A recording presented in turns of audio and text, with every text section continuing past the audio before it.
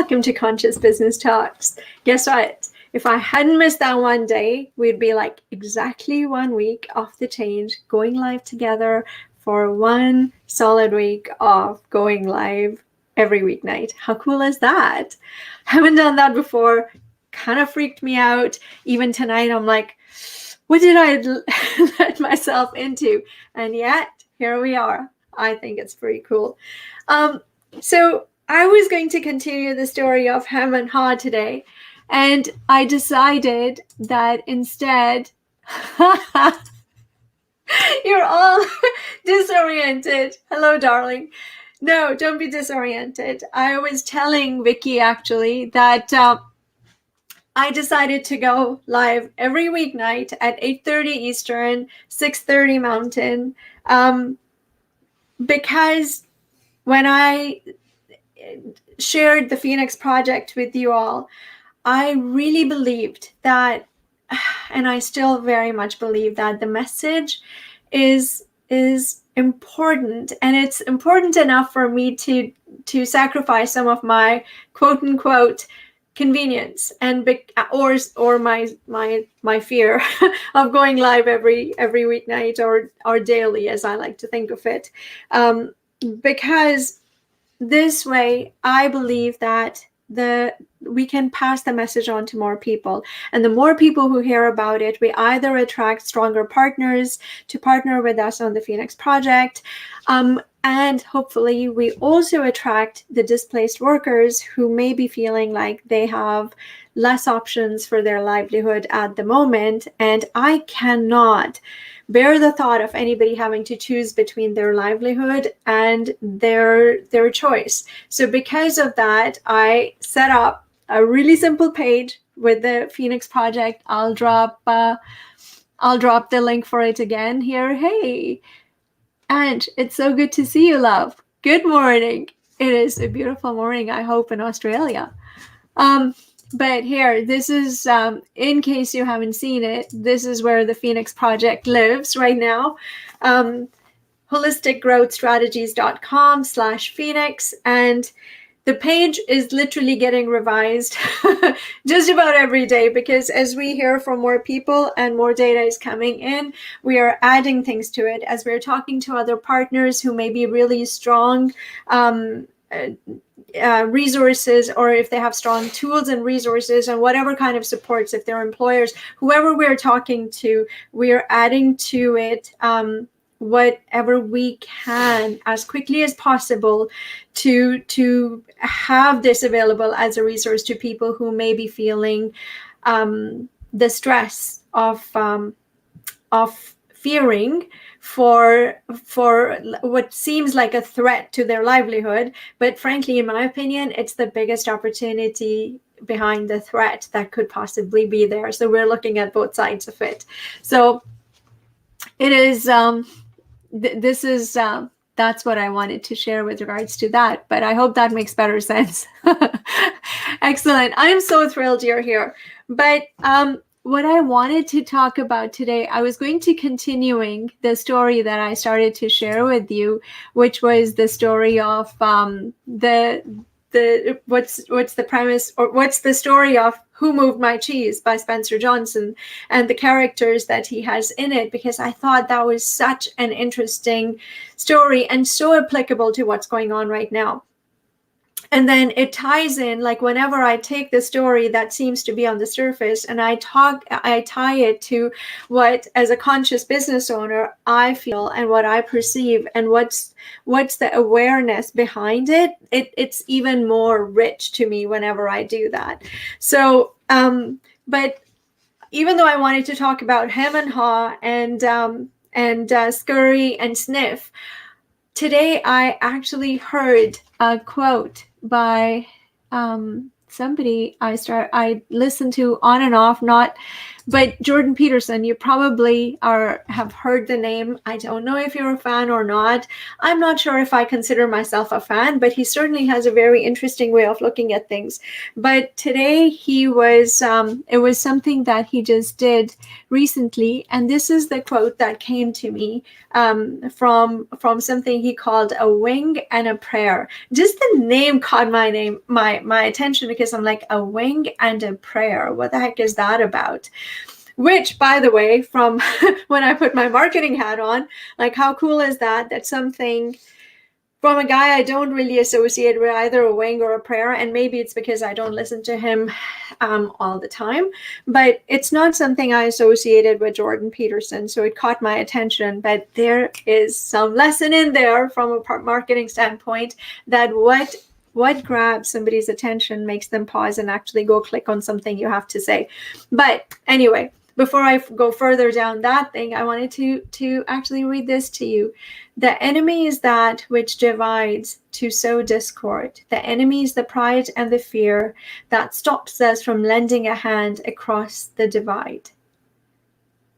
And the divide is what actually makes me sad these days, because I see people, even sometimes within same families on either side of it, people in businesses feeling that divide when their pressure is on to ask your employees to make a choice, that normally I didn't ever think that legally you could push on anybody who comes and works with you.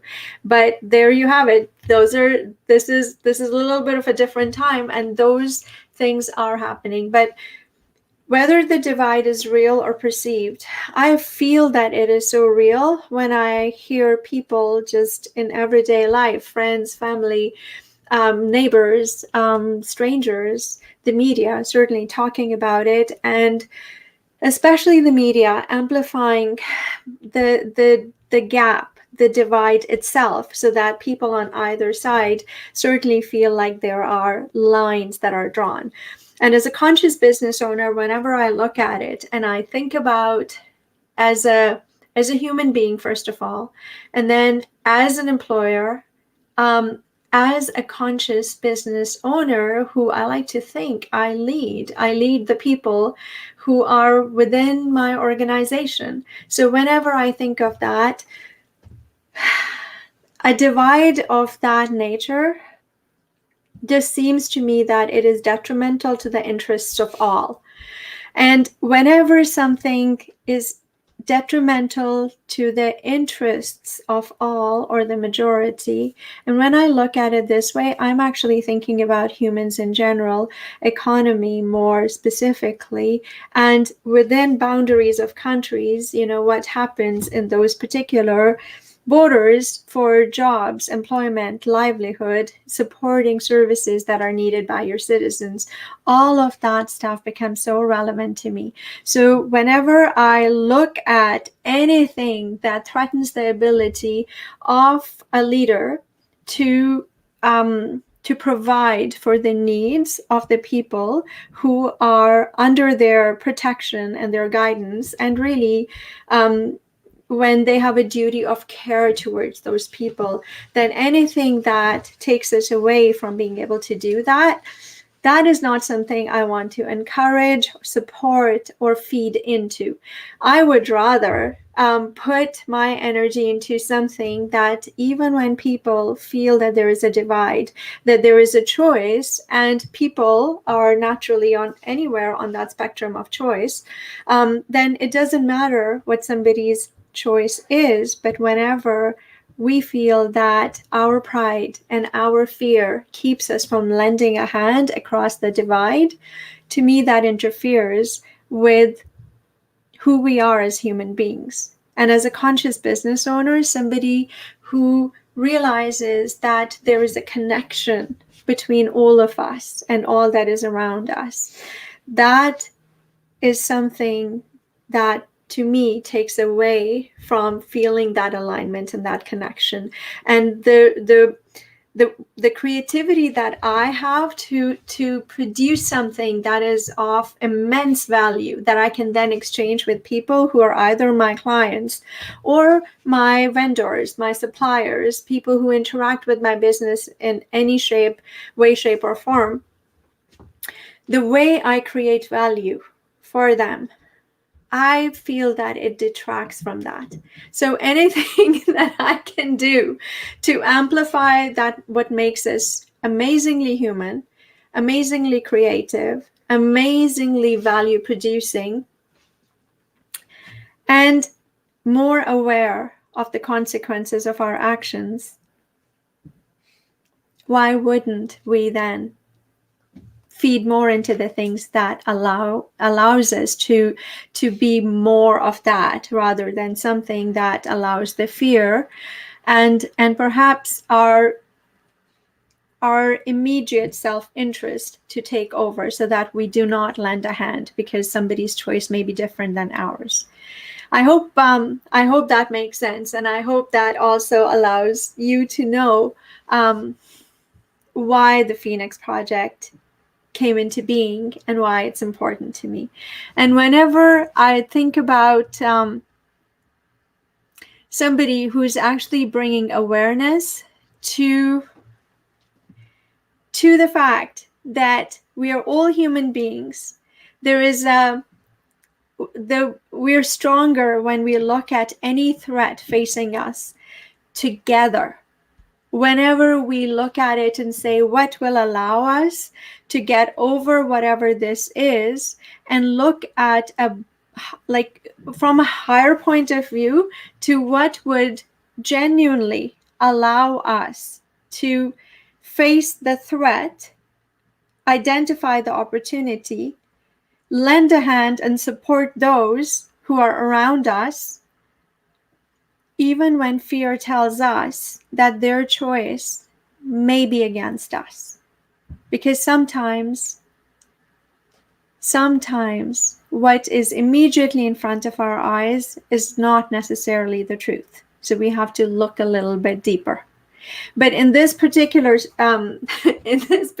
case, because I want to identify the opportunities that are here when somebody faces a threat to their livelihood and it seems like there is no way out. Whenever there are amazing people doing really awesome things, I may not be aware of it, but you may have heard of something. So this is my way of reaching out to you and saying, hey, if you either feel the threat and don't know which way to turn, need some support in terms of tools, resources, identification, or introductions to people who may have need for your skills, your experience, your knowledge, and what you bring to the table, or perhaps you already have the ability to lend a hand to somebody who is in that particular situation, and you want to reach out and say, hey, Amber, I can help. Let me be part of whatever you're doing. Either way, this would be such a cool opportunity to not let that divide become bigger. Instead, we shrink the gap, we bring people together, and whether the gap is narrow or wide, we lend a hand across it to each other and not let our pride and our fear rule the day. Does that make sense? So, as I mentioned, the Phoenix Project is holisticgrowthstrategies.com/Phoenix, PHOENIX.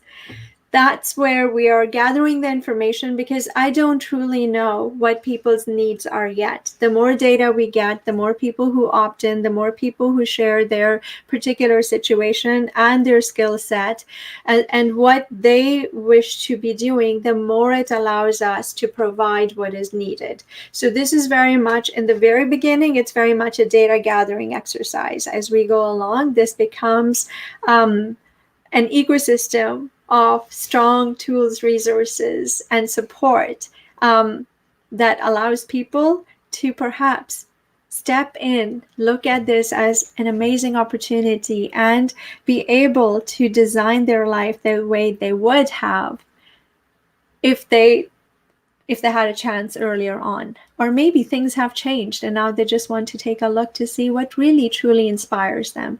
And that's what we have on offer. So with holistic growth strategies, the idea always is to allow people to reach for their dream, to translate that dream into something achievable. So together, we actually create more and more of that positive, vibrant effect where more people are living their dream lives, so to speak. They're reaching for their potential and aspiring to higher and higher as we feel more and more in alignment and more like we have what reflects the way we are through whatever we create.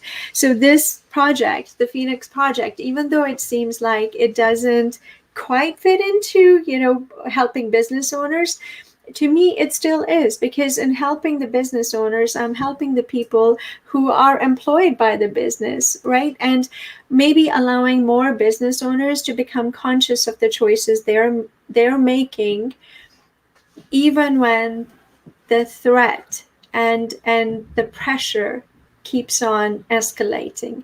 I'm not talking about, oh, woe is I, let's sit here and complain about why is somebody pressuring me and why. To me, it's irrelevant. The point is that whenever there is something that's going on that doesn't quite feel right, that's the time to ask the question and say, is there another way of doing something that allows us all to solve the problem and still come out better on the other side? This is my way of trying to find a third alternative, so to speak, and come out better on the other side, both as a business owner, looking after my employees and my clients and everybody who comes in touch with me as a human being and as a business owner, and also reaching out and saying, okay, what can I do to take care of people who work for businesses like mine or other, and for other business owners to join me in this and say, hey, what a cool idea. There's going to be a whole bunch of people that we may have access to, and their skills and experience could help us scale even faster, right? And whenever I think about designing lives, it just fills me up with joy, because I'm like, how cool is that? What may have been chosen by default once upon a time, or maybe things have shifted and it no longer inspires someone. What an amazing opportunity to step into that gap, look at it with fresh eyes and say, I have an opportunity to design what I really want to do. So that's the idea. Robin, thank you. So please share this link with whomever you believe has need of this, from either a support, resources, and